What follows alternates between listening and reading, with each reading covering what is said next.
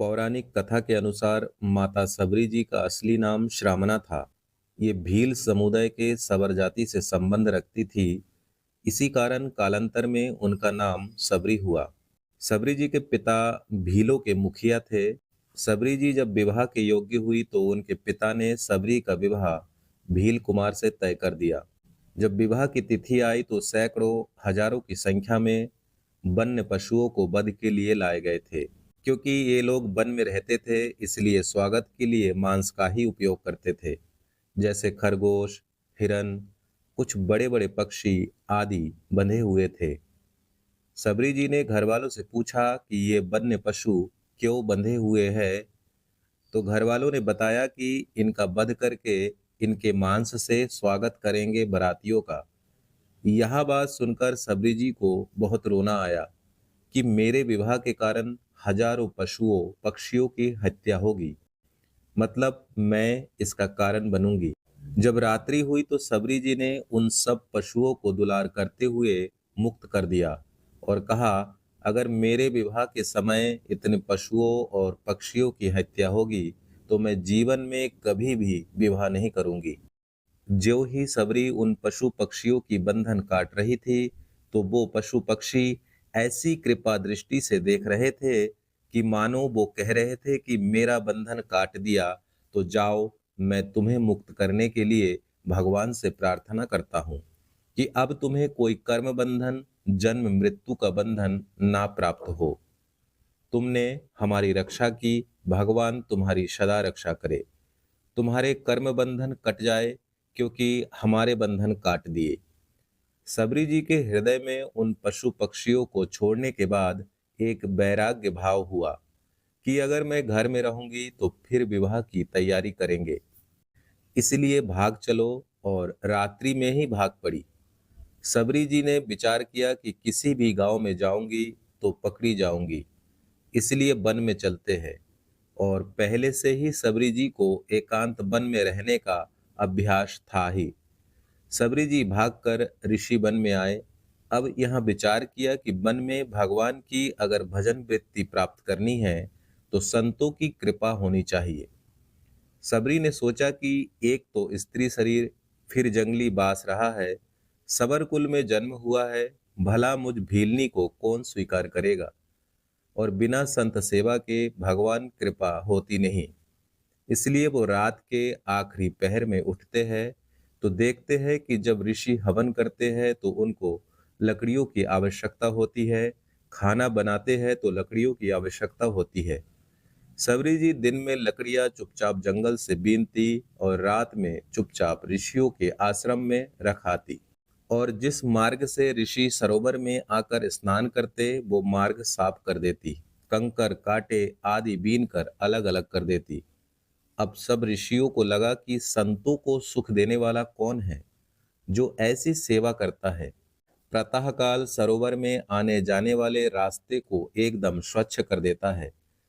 कौन ऐसा करता है? सब ऋषि प्रातःकाल जब स्नान करने जाते हैं तो सोचते हैं कि वो तो रात्रि में सेवा करके चली जाती एकांत में। ऐसा कौन है जो बड़ा सुख प्रदान कर रहा है? मतंग ऋषि के मन में एक दिन बहुत दृढ़ निश्चय हुआ कि ये जो सेवा करके भी छुप जाता है, रोज अपने आश्रम में देखते हैं कि दोना में फूल रखा हुआ है, लकड़ी रखा हुआ है, मार्ग पूरा साफ किया हुआ है, ये कौन है जो सेवा करके जाता है?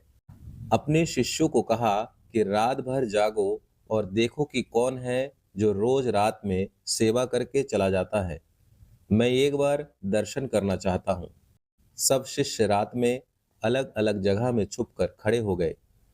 धीरे धीरे रात में सबरी जी आई, दोने में पुष्प रखकर ज्यों ही लकड़ी रखने लगी, तभी शिष्यों ने कहा, कौन है? सबरी जी ये बात सुनते ही एकदम मानो सूख गई और सोचने लगी कि अब सेवा छूट जाएगी। कोई भी ऋषि हमारी सेवा स्वीकार नहीं करेगा, क्योंकि एक तो स्त्री शरीर, दूसरा सबर कुल में जन्म, ये सब महान ब्रह्म ऋषि है। और सबरी जी बहुत विकल होकर शांत खड़ी हो गई। मतंग जी जब आए तो उन्हें देखकर सबरी जी के आंखों से आंसू निकल पड़े। मतंग जी ने कहा, बेटी ऐसे सेवा करते हो, कहाँ रहती हो? उन्होंने कहा, प्रभु, झाड़ियों में छिप कर रहती हूँ। फिर पूरी कथा बताई। सबरी जी से कहा, अब तुम निश्चिंत हो जाओ, और अपने शिष्यों से कहा कि तुम जानते हो कि ये कितनी पवित्र है। मतंग जी ने कहा कि आज के बाद तुम्हें छुप कर रहने की जरूरत नहीं है, और आश्रम में ही एक पर्णकुटी सबरी को दे दिया और कहा, इसमें तुम रहो, और आज ही तुम्हें हम मंत्र दीक्षा और नाम दीक्षा दोनों प्रदान करेंगे। सच्चे शिष्यों को दीक्षा मांगने की जरूरत नहीं होती, गुरु स्वयं विधान कर देते हैं। और फिर ये बात पूरे वन में फैल गई कि स्त्री जात को मंत्र दे दिया, तो वन में सब मतंग जी का विरोध करने लगे। मतंग जी को अवहेलनात्मक निंदात्मक बातें करने लगे। मतंग जी प्रसन्न हुए कि जिसको अपने ब्रह्मत्व का अभिमान है, तपस्या का अभिमान है, जितेंद्रियता का अभिमान है, भगवान को अच्छा नहीं लगता है। ये करना चाहिए पर अभिमान नहीं करना चाहिए।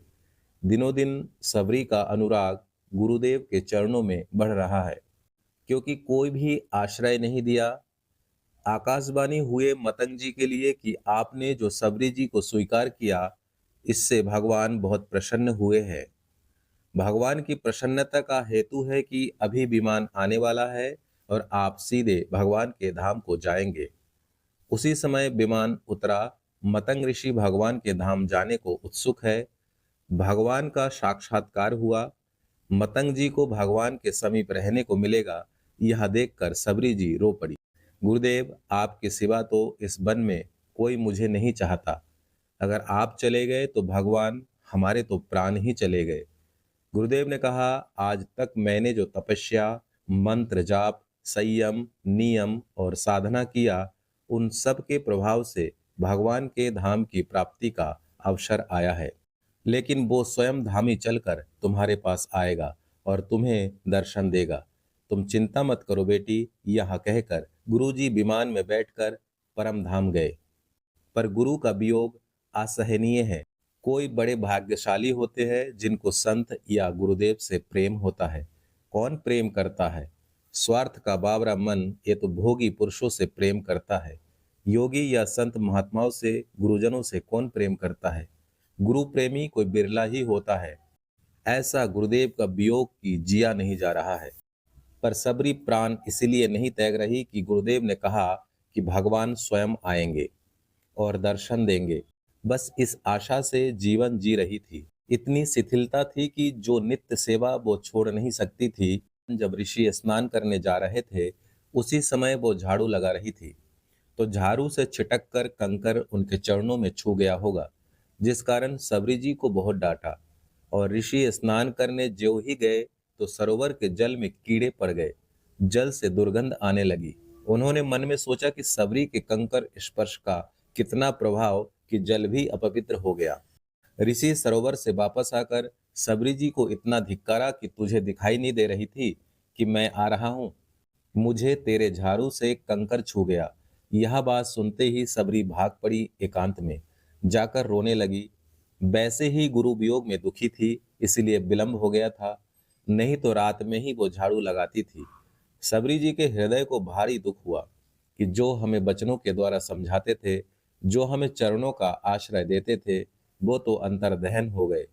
मेरे द्वारा इन महात्माओं को दुख पहुंचा, अब मैं क्या करूं? गुरु ने बताया कि स्वयं भगवान चलकर तुम्हारे पास आएगा और तुम्हें दर्शन देगा, नहीं तो अभी शरीर छोड़ देती। हृदय में सबरी जी गुरुदेव प्रदत्त नाम का जाप कर रही है। रोज प्रातः उठकर मार्ग को साफ करना और रोज पुष्प की पंखुड़ियां मार्ग में बिछाना, सुंदर निर्मल जल भर कर रखना और सुंदर फल रखना, क्योंकि गुरुदेव ने कहा कि भगवान आएंगे। रोज मार्ग में फूल बिछाते, फल रखते और सुबह से शाम तक बैठे रहते कि प्रभु आएंगे। गुरुदेव ने कहा है, प्रभु आएंगे। बहुत दिन बीतने के बाद भी गुरु के वाक्य में अश्रद्धा नहीं हुई। मार्ग में नेत्र बिछाए रहती थी। जैसे ही बहुत दिन बीते तो दूर से देखा कि भगवान आ रहे। भगवान को देखकर छुप गई। अभी तक तो इंतजार कर रही थी, जब देखा भगवान आ रहे हैं तो छुप गई। मैं नीच अधम उनके सामने कैसे जाऊं, कैसे उनके सेवा करूं? जो ऋषि थोड़ा दैन्य थे, उनको सबरी जी की भक्ति प्रिय लगती थी। उनसे भगवान पूछ लिए कि सबरी माता का आश्रम कहाँ है सबरी माता। आश्रम पहुंचकर भगवान ने सबरी जी का हाथ पकड़ के अपने समीप बिठाया। ये प्रेम है।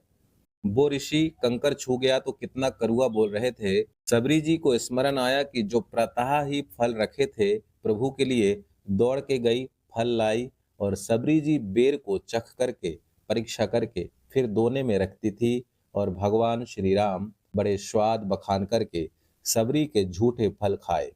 भगवान ने कहा कि मेरा वनवास का सारा कष्ट दूर हो गया तुम्हारे फल खाके। भगवान कभी 56 भोग की बढ़ाई नहीं की, लेकिन उस बेर को खाकर कह रहे कि वनवास का सारा कष्ट दूर हो गया। प्रशंसा कर रहे हैं प्रभु सबरी जी की। अब जब ऋषियों ने सुना कि आश्रम आने की तो बात जाने दो, इस गली में भी प्रभु नहीं आए, तो सबको मन में लगा कि हमें लगता है कि तपस्या में कोई त्रुटि हो गई क्या, क्योंकि सब तपस्या का फल भगवान है और भगवान आए ही नहीं हमारे घरों में, तो हमें चलकर लोचन लाभ तो ले लेना चाहिए, भगवान के चरणों में प्रणाम करना चाहिए। सब ऋषि प्रभु के समीप आए। अब भी बुद्धि काम नहीं कर रहे। प्रमाण मिल चुका है कि सबरी जी कितना पावन है। उनके मन में आया कि बड़ी समस्या हो गई है। अगर वो सरोवर का जल भगवान अपने श्री चरणों से स्पर्श कर दे तो निर्मल हो जाएगा और हम लोगों के प्रयोग में आ जाएगा, क्योंकि सबरी की अपवित्रता के कारण वो दूषित हो गया था। वो लोग भगवान को प्रणाम किए और भगवान से निवेदन किया कि प्रभु, इस सरोवर का जल नीच जनों के द्वारा छूने से अपवित्र हो गया, इसलिए आप अपने श्री चरणों से स्पर्श कर निर्मल करने की कृपा करें। तो भगवान ने कहा कि हम तो आप ऋषियों के चरण सेवक हैं, आप अपना चरणामृत डालकर देखो, क्योंकि आप तपस्वी जितेंद्री ब्रह्म ऋषि है। हम तो आपके सेवक हैं। उनको लगा कि भगवान कह रहे हैं तो एक बार चरणामृत डाल कर देखते हैं, और जैसे ही सरोवर में चरणामृत डाले तो दुर्गंध पैदा हो गई। प्रभु के पास आए और बोले कि प्रभु, ठीक तो हुआ नहीं, बल्कि और ज्यादा दुर्गंध आने लगा। उन्होंने कहा, प्रभु, आपके चरणों का प्रताप हम जानते हैं। जब शिला छू गई तो अहिल्या रूप में प्रकट हो गई, तो पानी तो निर्मल हो ही सकता है। भगवान राम बोले कि हम चरण रख देंगे तो और बड़े बड़े कीड़े हो जाएंगे। अगर उसे स्वच्छ करना ही चाहते हो तो तुम सबरी के चरणामृत लेकर डालो जाके। अब भगवान का आदेश था। भगवान राम बोले, केवल एकमात्र सबरी जी के चरण स्पर्श किए हुए जल से ही पवित्र हो सकता है, दूसरा कोई उपाय नहीं है, क्योंकि तुम लोगों ने सबसे भयानक अपराध किए हो। तुम लोगों ने सबरी को स्त्री और नीच कुल की जान करके उनको धिक्कारा है। ये अपराध तुम्हारे सारे तप को, सारे प्रभाव को नष्ट कर दिया। अगर तुम सरोवर के जल को और अपने हृदय पवित्र करना चाहते हो तो सबरी जी का चरणामृत ही काम करेगा, दूसरा कुछ नहीं। सबरी जी का ज्यों ही चरण स्पर्श हुआ, निर्मल, स्वच्छ और अमृत जैसा जल हो गया। तब भगवान ने सबरी जी की स्तुति की। जाति पाति कुल धर्म बढ़ाई, धर्म वैभव कुटुंब गुण चतुरता, मैं इन सब से नहीं रीझता। हे सबरी जी, आप में तो नौ भक्ति विराजमान है, जो गति योगियों के लिए भी दुर्लभ है। आज मेरे सामने ही तुम्हें वो दुर्लभ गति प्राप्त होगी। मेरे दर्शन का फल है, जीव अपने ब्रह्म स्वरूप को प्राप्त हो जाता है। मम दर्शन फल परम अनुपा, जीव पावन निज सहज स्वरूपा। फिर कहा, सबरी जी, आप कहीं जानकी जी को यहाँ से जाते हुए या ऊपर से जाते हुए तुम्हें ऐसा कुछ खबर है क्या? सबरी जी कहा, प्रभु, पास में एक कंपा नामक सरोवर है, वही सुग्रीव रहता है। आप वहां जब जाएंगे तो उनसे मित्रता कीजिएगा, वो सब आपको सूचना दे देंगे। हे नाथ, आप कुछ देर रुको। और सबरी ने एकदम एकाग्रता की और उनके शरीर में योग अग्नि प्रकट हो गई। भगवान के सामने ही 5 भौतिक शरीर का विलय करके भगवत धाम को हो गई।